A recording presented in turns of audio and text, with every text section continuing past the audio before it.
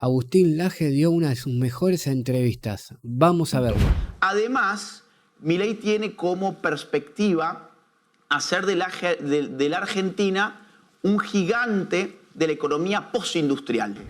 Bienvenido a Barranquilla, muchísimas gracias por estar con nosotros en El Termómetro y cuéntanos, ¿qué te trae por la sede de la Selección Colombia, donde Argentina perdió el último partido, además?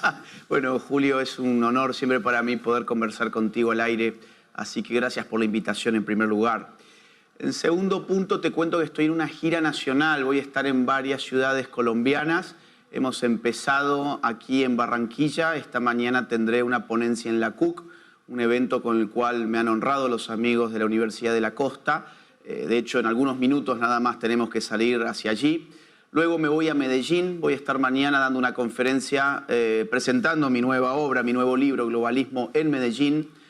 Pasado mañana estaré en Santa Marta y el sábado, este sábado 10 de mayo, en la Filbo.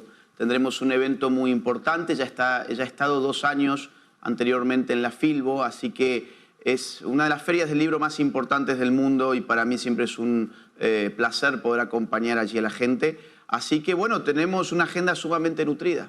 Está de gira en Colombia Agustín Laje, una gira que inicia por Barranquilla. Usted llegó anoche, ¿no? Sí, llegué anoche.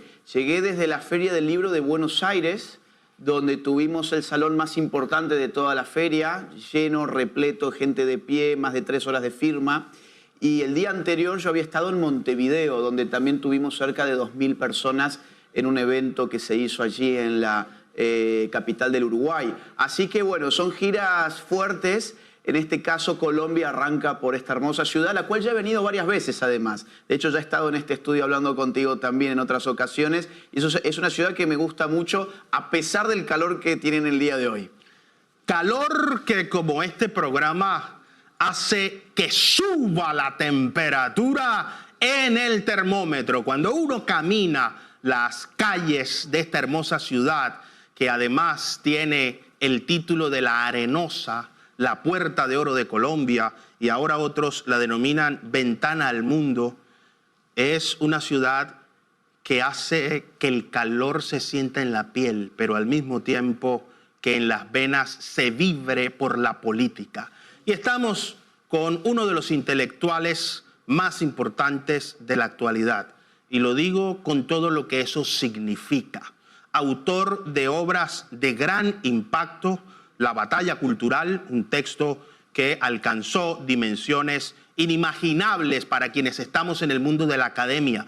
Llevar los textos de reflexión política a la gente es una labor extraordinaria. Pero luego, ese trabajo de La Batalla Cultural se reforzó con un texto, La Generación Idiota. Y hoy, en la Feria del Libro de Buenos Aires, en la de Barranquilla y en exclusiva para CTV, Agustín Laje presenta su nueva obra, que es Globalismo. Una pregunta obligada porque se dice mucho de Argentina. ¿Cómo está Argentina en este momento, Agustín Laje? Bueno, Argentina está muy bien, eso se nota en el ambiente y hay datos que ponen de manifiesto las razones. En un año, solo un año, Javier Milei ha sacado de la pobreza a aproximadamente 8 millones de argentinos. Vamos con datos duros para identificar qué es lo que está pasando. La pobreza que heredó Milei rondaba el 55%. La última medición que se hizo de la pobreza, con la misma metodología, con la misma tecnología estadística, le dio que la pobreza había bajado al 38%. Es decir, acortó una cantidad de puntos impresionantes, algo que nunca había pasado en el país y que prácticamente no ocurre en ningún país jamás en un periodo tan corto como un año. La inflación, la gente votó a Milei fundamentalmente por el problema inflacionario en Argentina. El mes que Milei asumió el poder, la inflación se ubicó en el 25,5% mensual. Si eso lo anualizás y lo exponencializás, te vas al orden de los 3000% anual. Entonces, hoy miramos la inflación y la inflación hoy ronda los 3 puntos y va a la baja. Es decir, se espera que en pocos meses la inflación llegue a 1 punto. Con lo cual el problema de la inflación en la cabeza del argentino está casi solucionado en un poco más de un año de gobierno. Además, el país está creciendo porque lo que se dijo es que Argentina iba a entrar en una recesión brutal de la que no iba a poder salir por el ajuste, el magnífico ajuste que hizo Milei en el orden del 15% del PBI, lo cual es una locura, no tiene ningún tipo de antecedentes en la historia argentina y que yo sepa en otros países tampoco. Entonces, claro, lo que decían es, usted puede hacer ese ajuste, pero va a tener una recesión que le va a reventar económicamente a la nación. Bueno, no, la Argentina está creciendo hoy en el orden del 6%, es decir, lo que llamábamos hasta hace poco tasas chinas, tasas asiáticas. Entonces, cuando además uno ve los pronósticos que hacen importantísimas entidades financieras a nivel global, donde especulan con la posibilidad de que Argentina se convierta en un faro para el resto de las naciones en cuanto a su plan económico, la cosa en Argentina ciertamente viene bien y ahora el pueblo argentino tendrá que votar en octubre y allí vamos a ver si convalida o no el gobierno en las urnas. Importante este término porque nosotros siempre destacamos en este programa dos conceptos: la diferencia entre gobernanza y gobernabilidad. En términos prácticos, sin que sea un reduccionismo, la gobernanza es la planificación estratégica, la toma de decisiones, la dirección, el manejo de la política pública y, en el caso de un presidente, tanto de los asuntos de Estado como de los asuntos de gobierno. La gobernabilidad implica el respaldo, la aceptación, la aprobación, no en términos de popularidad, pero sí en términos de legitimidad. Para decirlo en términos futbolísticos, a propósito de un argentino aquí, la gobernanza es la dirección gerencial de un equipo de fútbol, los directivos, los que toman las decisiones sobre las contrataciones, etc. Y la gobernabilidad es si la hinchada compra o no los abonos, si va a acompañar al equipo, si está con los líderes o no. En términos de gobernanza y de gobernabilidad, ¿cómo está Milei? Bueno, es muy interesante la pregunta porque nosotros pensamos en términos de tres variables el poder, que tienen que ver con las categorías que vos has puesto sobre la mesa, tienen que ver plenamente con ello. Nosotros pensamos el poder en términos de gestión, gobernanza, hacer que las cosas pasen. Uno puede tener el mejor discurso del mundo, tener el mejor carisma político, ser muy atractivo para las masas, pero si las cosas no pasan, si no se gobierna bien, si no se gestiona bien, vas a tener un problema al corto plazo.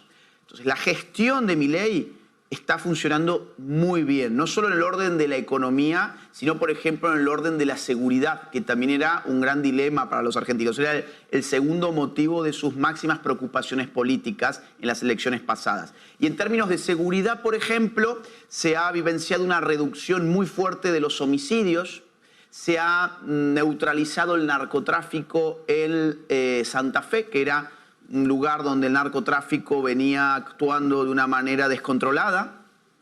Los criminales están siendo perseguidos con una nueva doctrina que ya no es el garantismo o el abolicionismo penal, la idea de que el delincuente es víctima de la sociedad y por lo tanto no tiene que ir preso. Nosotros queremos a los delincuentes tras las rejas y la gente ha notado eso y está aprobando la gestión, como te digo, en muchos órdenes, en economía, en seguridad y en políticas sociales.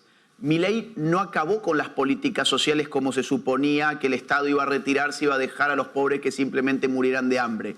Lo que hizo fue correr del medio lo que nosotros llamamos los gerentes de la pobreza, que son estos muchachos que se disfrazan de comunistas y que en realidad ellos obtienen la mermelada, ellos obtienen el dinero estatal y después lo van repartiendo a cuentagotas a aquellos que se les subordinan políticamente y que se convierten en verdaderos soldados de las manifestaciones izquierdistas en el país. Cuando Milei le retiró el dinero a esos intermediadores y lo envió directamente al pueblo, al que tenía que recibir esas ayudas y solo a quien debía recibirlas, se acabó todas las manifestaciones estas de izquierdas que antes cortaban las calles en la Argentina todos los días. Eso pasó a la historia. Entonces, en tres ámbitos muy importantes para Argentina, la gestión, la gobernanza ha funcionado bien. El otro punto o el otro eje que nosotros tenemos en cuenta es la política. Es decir, para poder gobernar vos tenés que negociar, sobre todo cuando sos un partido nuevo creado hace menos de un año. Esto la gente a veces no lo sabe, pero Milei en realidad no tenía partido político nacional propio. Él, digamos así, creó su partido hace 8 meses, 6 u 8 meses. Entonces, además, Milei tiene un 9% de senadores y un 15% de diputados. Con lo cual, la política significa, tenemos que conseguir que pasen las leyes, que pase nuestro programa económico por el Congreso, que pase la aprobación del crédito del FMI y muchas otras cosas. Y la política ha funcionado bien porque con esas minorías que tenemos en el legislativo, sin embargo, se han aprobado grandes leyes que han servido para dinamizar la gobernanza de Milei. Y el último punto es el de la batalla cultural, que vos recién mencionabas el título del libro. Lo interesante de ese libro es que fue publicado antes de la victoria de Milei y que el término y la idea del libro es uno de los ejes fundamentales del gobierno. Es decir, tenemos que modificar la opinión pública para que, digamos así, convalide una nueva forma de ver el mundo basado en las ideas libertarias. Y eso también está funcionando porque las encuestas están dando que Milei jamás perdió, digamos, nunca su imagen se vino abajo. Milei continúa midiendo en el orden del 50% de imagen de popularidad en la población argentina, lo cual, pasado más de un año y casi un año y medio, luego del ajuste más impresionante de la historia, con un partido totalmente nuevo, es impresionante que el tipo todavía tenga 50% de aprobación en la Argentina. Así que en los 3 ámbitos la cosa viene realmente marchando muy bien. Marchando muy bien, y la sensación que queda en el ambiente, más allá del debate ideológico entre sectores de izquierda y de derecha, es que en la Argentina se está viviendo un cambio. Agustín Laje nos acaba de hablar de un tema muy importante que es la gestión. La gestión no es solamente el trámite, la acción, la conducta, la voluntad o el deseo. La gestión se mide en políticas públicas por eficiencia, eficacia y efectividad. Cómo traducir una idea en la realidad, cómo llevar el plano creativo al plano productivo. Y en una nación como Argentina, que tuvo altísimos niveles de productividad, el tema económico es fundamental. ¿Por qué? Porque además de ser economista, Javier Milei trata y está tratando de introducir un cambio en el modelo productivo en la Argentina. ¿Cómo está la economía del argentino y del ciudadano que ya no ve una restricción, por ejemplo, en el acceso a divisas? Pero ¿cómo se traduce eso en empleo, en oportunidades de inversión y en crecimiento, sobre todo en la calidad de la salud, de la educación y en los programas sociales? Bien, vamos a ver. Lo que Milei está intentando es llevar gente del sector público al sector privado. Para que eso ocurra, hacen falta varias reformas. Reformas impositivas, reforma laboral, no como la que quiere hacer Petro, sino exactamente a la inversa, es decir, desregular la economía para que el sector privado, que ha estado siempre acogotado por el Estado argentino, ahora sea liberado y pueda poner en marcha los engranajes de la economía del país. Para eso, Milei ha empezado por recortar una cantidad muy importante de puestos burocráticos del Estado. Es decir, ha pasado lo que él llama la motosierra. Y al mismo tiempo ha fundado o ha creado un ministerio de desregulación, que fue en el que se basó ahora Elon Musk en Estados Unidos. Elon Musk lo dice abiertamente, la idea la hemos tomado del gobierno de Milei. ¿Qué hace qué hace un ministerio de desregulación? Agarra toda esa papelería estatal donde tenés normas para absolutamente todo, absolutamente hasta lo más ridículo te lo están reglamentando y empiezan a sacar las normas, liberalizar, dejar sin tanta normativa el sistema económico. Y entonces eso empieza a generar movimiento. Y la gente que se ha quedado por fuera del Estado, que antes vivía de un puesto público, ahora empieza a ser contratada en el sector privado. Y es un mecanismo que obviamente toma su tiempo, no es una cosa que pasa de un día para otro, pero la estructura económica se está montando en este momento. Además, Milei tiene como perspectiva hacer de la Argentina un gigante de la economía postindustrial. Ya no ese apetito tan del siglo XX, de la maquinaria pesada, de la industria pesada, de esos procesos de industrialización forzados por el Estado, sino que lo que quiere Milei es tomar un modelo a los Silicon Valley. Sector servicios, sector creatividad, sector informático, inteligencia artificial. Y Milei tiene la amistad de uno de los hombres más poderosos en ese ámbito, que es el señor Elon Musk, con quien tiene comunicación permanente, con quien se reúne cada vez que va a los Estados Unidos y quien ya ha anunciado su intención de invertir en la Argentina. Así que Argentina en este momento se está abriendo al mundo, está achicando el Estado y está tratando de impulsar al sector del ciudadano privado. Además, lo que se viene es una reducción de los impuestos.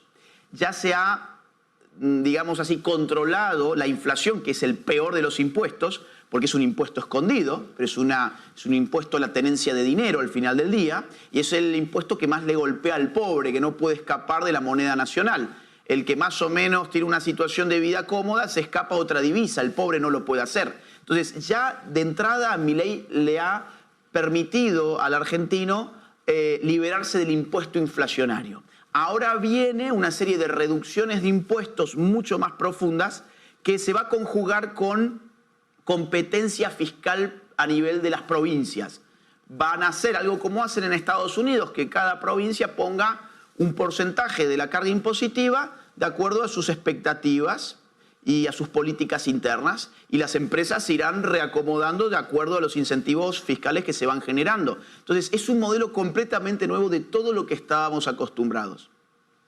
Importante porque los cambios de modelo siempre generan algunas tensiones. Para poner un ejemplo bastante distante de lo que es un asunto de Estado, pero muy gráfico. Si usted quiere cambiar los muebles de su casa y imagínese que va a cambiar la sala y el comedor, pero no lo consulta con los demás miembros y no solamente los cambia, sino que los introduce y altera la posición habitual que tiene la gente, lo más probable es que existan resistencias. La gestión del cambio es un elemento fundamental para el buen gobierno. ¿Cómo se dan las transiciones? Si los cambios son bruscos, generalmente provocan reacciones que van por el camino de oponerse, de resistir, de criticar, de cuestionar, de señalar y de encontrar hasta la costura mal puesta del mueble o de la silla. Lo mismo ocurre con el gobierno. La gestión del cambio es fundamental para el buen ejercicio del poder. A partir de este momento, sube la temperatura todavía más aquí en el termómetro. ¿Cómo ven a Colombia desde el exterior? Bueno, yo te puedo decir concretamente desde Argentina, Colombia, o desde la gente que más o menos estamos en la línea de las ideas del presidente Milei, vemos a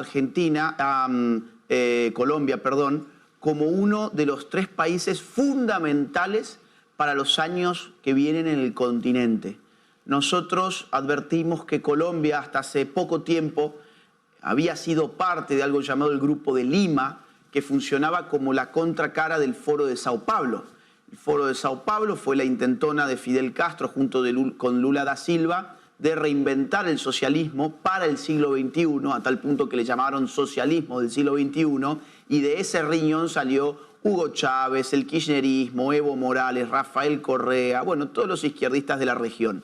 En cambio, Colombia nunca había entrado en el Foro de Sao Paulo, no tenía, es más, era la contracara del Foro de Sao Paulo, junto con Chile y Perú.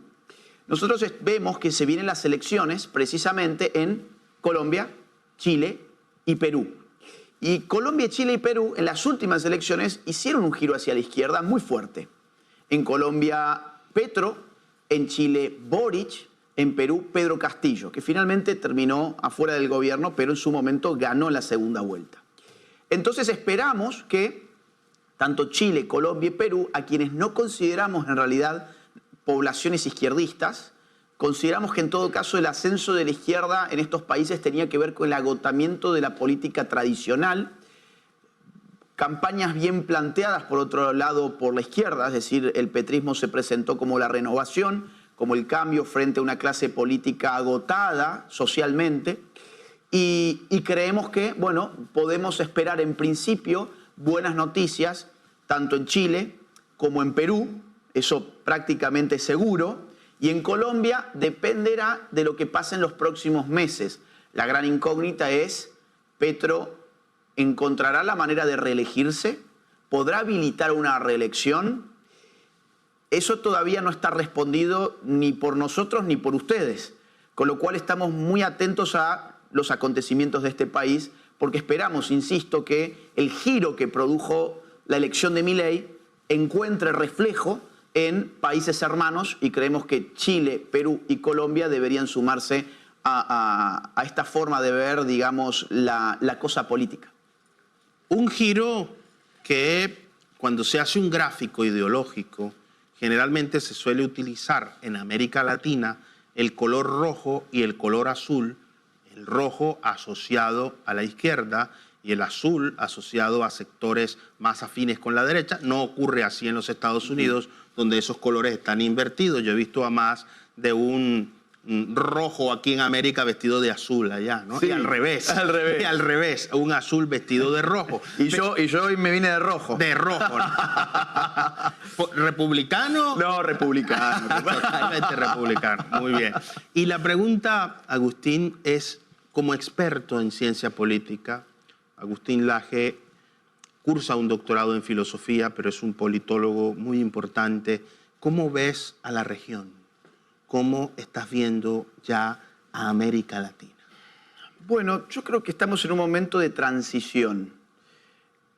Yo creo que pasamos lo peor de la segunda oleada del socialismo del siglo XXI, que empezó con la victoria de López Obrador en México en el año 2018 y continuó con las elecciones del 2019 y del 2020, que transformaron al mapa americano en un mapa completamente rojo, como vos decías, no republicano, sino socialista del siglo XXI. Ese mapa empezó a cambiar en el 2023 con la victoria de Milei en Argentina, que estaba en rojo, se puso azul. Muy pocos meses después, en febrero del 24, Bukele va a recibir prácticamente 85% de los votos en El Salvador. Es decir, el presidente, está bien, es un país chico, en principio poco importante tanto geopolítica como económicamente, pero se ha convertido en uno de los países de referencia de la discusión política internacional, sobre todo en materia de seguridad. Y Bukele termina ganando, un presidente que ha girado hacia la derecha de manera muy clara, muy evidente, y gana con el 85% de los votos en una elección limpia. Luego de eso tenés Donald Trump en los Estados Unidos, donde supuestamente, según el relato periodístico y de los encuestadores, la tenía muy complicada. Kamala Harris ganaba en prácticamente todas las encuestas hasta el último momento, y al final Kamala Harris no ganó ni en un solo swing state. Es decir, Donald Trump no solamente ganó, sino que ganó con mayoría popular, arrasó en todos los swing states y hoy controla los 3 poderes del Estado. ¿Qué importancia tiene esto? Es una importancia significativa, porque estamos hablando del país más importante del mundo en el norte, de un país muy importante en el sur, Argentina, y de un país que se ha vuelto central en el centro del continente. Y se vienen elecciones este año en muchos países. Tenemos ahora elecciones en Bolivia, donde el espacio de Evo Morales no ha dejado de fragmentarse en los últimos tiempos. Hemos tenido elecciones en Venezuela, donde tuvieron que hacer un fraude monumental, prácticamente surrealista. Lo que yo veía no lo podía creer, pensé que era una película de ciencia ficción. Y tenemos, insisto, para mí son elecciones fundamentales: Colombia, Chile, Perú. Hay 2 países que se han inclinado hacia el socialismo del siglo XXI últimamente: Uruguay y México, que ha ratificado el camino de López Obrador, incluso quizás en una versión más radicalizada todavía, que es la de Sheinbaum. Con lo cual, ¿qué viene para América Latina? Yo creo que un equilibrio entre izquierda y derecha que no existía, por ejemplo, en el año 2023, no existía en el 2022 y así hacia atrás tenemos que irnos hasta el 2016 para encontrar un equilibrio de esas características. Creo que vienen tiempos de equilibrio que va a significar en términos relativos el ascenso de la derecha nuevamente en el continente en muchos países. Ascenso de la derecha. Y hay un término que no nos gusta mucho a los que estudiamos la ciencia política, aunque sí tiene sus defensores, y es el efecto pendular. Pareciera que seguimos discutiendo sobre los mismos problemas de hace 100 años. Y no me voy a salir de la parroquia. Hablemos de Barranquilla. Problemas: atraso, calidad en la prestación de los servicios públicos. Aunque se ha avanzado muchísimo, todavía hay mucho por hacer en materia de salud, de educación, de bienestar, de seguridad, de empleo, de superación de la pobreza. Pero si salimos de la parroquia y ya entonces, a propósito de lo que está ocurriendo en el Vaticano, de lo cual le voy a preguntar algo ahora al doctor Laje, y nos vamos entonces ya a la conferencia episcopal, al país, encontramos que en Colombia se discuten sobre los mismos problemas de hace 100 años y en el poder solamente hay una rotación, un efecto péndulo. En un periodo la izquierda, que en Colombia no ha sido muy marcada, pero sí los gobiernos liberales tenían algún tipo de afinidad en lo social con la izquierda, y los gobiernos conservadores tenían una afinidad marcadísima con la derecha, pero los problemas seguían siendo los mismos hasta hoy, con avances, ojo con lo que estoy diciendo. Pero aquí todavía hay problemas, Agustín, no sé cómo será en Argentina, con el acceso al agua potable. Regiones del país donde el agua no es de calidad, la gente tiene que buscar carrotanques, hasta pozos, comprar, no tienen durante el día agua. En un país con una riqueza hídrica tan importante como Colombia, por solo mencionar uno y no hacer un catálogo aquí de problemas, porque si saltamos al empleo, a la educación, si vamos al tema económico, no nos va a alcanzar el tiempo para hablar sobre esto. Pero ¿por qué hago este contexto? ¿Cuándo podremos hablar ya de otros problemas porque hemos superado esto? Es una fantasía, es el drama del discurso político, no podemos avanzar, simplemente hay una sustitución de élite, como dice una teoría que a mí no me gusta mucho, de un tal Vilfredo Pareto. Para los que están viéndonos, investiguen. No, a ver, el problema que estás poniendo sobre la mesa es monumental. Es decir, implicaría una conversación de días, ni siquiera de horas, de días. Yo en todo caso, humildemente, podría aportar dos ideas. Pero en realidad es un mar de factores el que tendríamos que contemplar. Las dos ideas que yo diría es, por un lado, la política necesita de un ámbito estrictamente práctico, que es el ámbito de la gestión, el hacer que las cosas pasen, pero ese ámbito, a su vez, está subordinado a una concepción ideológica. Es decir, yo puedo ejecutar, pero puedo ejecutar en orden a agigantar el aparato estatal, como quiere la izquierda, o puedo ejecutar en orden a disminuir el aparato estatal, como la derecha liberal quiere. O sea, finalmente hay un input ideológico siempre inevitable, la tecnocracia pura no existe, la tecnocracia está subordinada a una forma de concebir al hombre y de concebir las relaciones políticas y la estructura del poder estatal. Entonces, ¿qué hemos hecho en América? En general, el discurso era lo que era pendular, pero las políticas no cambiaban sustancialmente. Por eso continuamos discutiendo lo mismo. Cuando uno ve, por ejemplo, el discurso del macrismo en Argentina y el discurso del kirchnerismo, parecía pendular, pero cuando uno veía las políticas económicas era muy similar. Los dos tenían déficit fiscal, los dos tenían un Estado gigantesco, los dos tenían inflación. Entonces, al final del día, una cosa es el discurso, otra cosa es la gestión, pero la gestión siempre está informada ideológicamente de manera inevitable. El otro factor que yo tendría en cuenta, además de muchos otros, pero insisto, esto es algo que puede durar días, El otro factor es el nivel de corrupción que hay en América Latina. Hay un estudio del BID, del Banco Interamericano de Desarrollo, de hace algunos años atrás, debe ser, no sé si 3, 4 años atrás, es muy interesante porque estudia las estructuras económicas del continente y en un momento hace un estudio sobre lo que llama destrucción económica por vía del desvío, por desvío del PBI.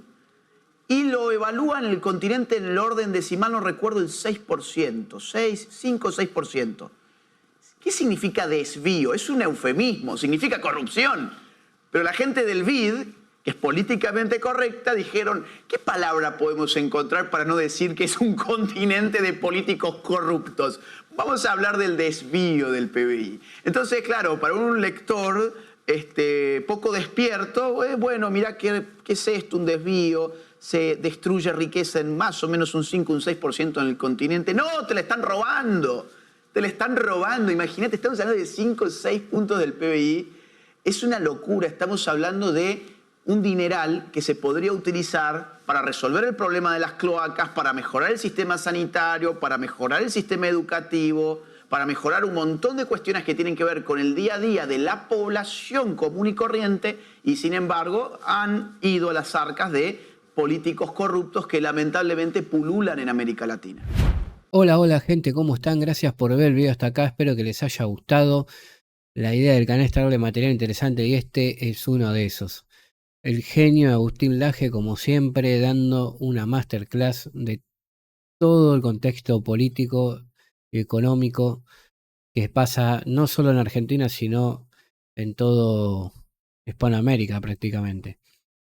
La verdad que mucho no puedo decir porque no tengo el conocimiento ni la sabiduría que tiene este muchacho con todo lo que dijo, ¿no? Y con todo lo que sabe. Aparte explica de una manera siempre impecable, espectacular. La verdad que un maestro. Así que bueno, gente, no se olviden de suscribirse, denle a la campanita, así actívenla, le llegan todas las notificaciones y compártanlo el video, así llegamos a más y más y más libertarios cada día más. Les mando un abrazo grande y nos vemos en el próximo video. Chau, chau.